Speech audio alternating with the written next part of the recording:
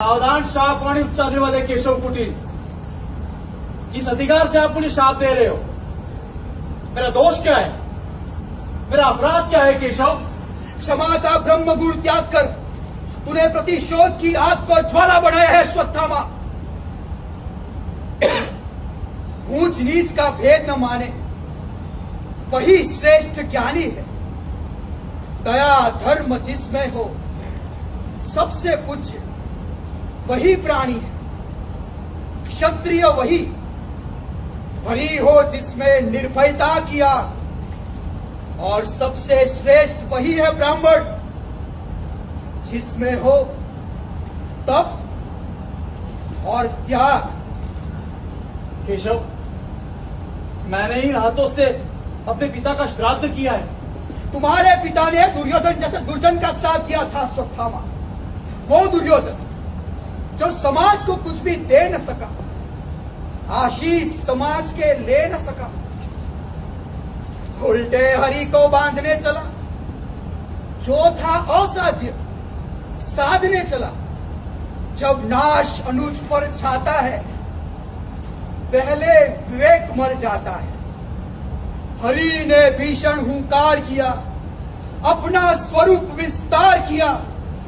डगमग डगमग दिग्गज डोले, भगवान श्री हरि कुपित होकर बोले, जंजीर बढ़ाकर साध मुझे। हाँ हाँ दुर्योधन, बांध मुझे। मेरे पिता ने धर्म निभाया था पुरुषोत्तम। तुम्हारे पिता ने द्रौपदी चीरहरण के समय भी मौत थी अश्वत्थामा। कुछ नहीं बोले।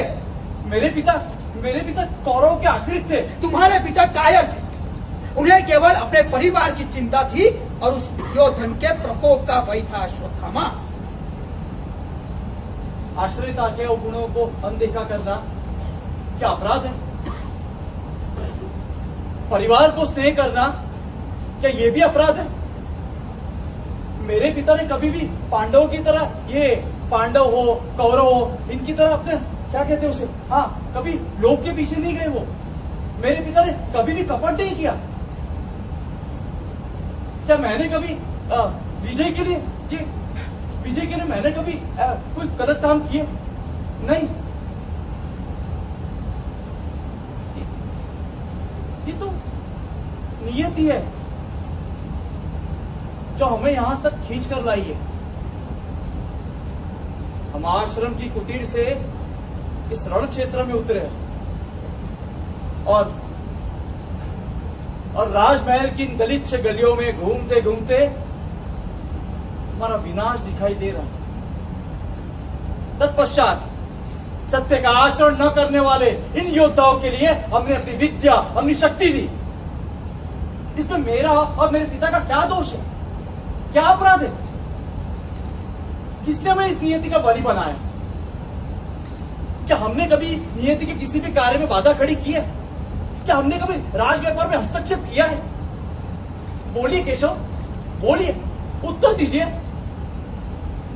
क्या तुम्हें नहीं लगता कि तुम और तुम्हारे पिताश्री दुर्योधन की कूटनीति का भाग बनकर उनके षड्यंत्र में सहभागी नहीं हुए?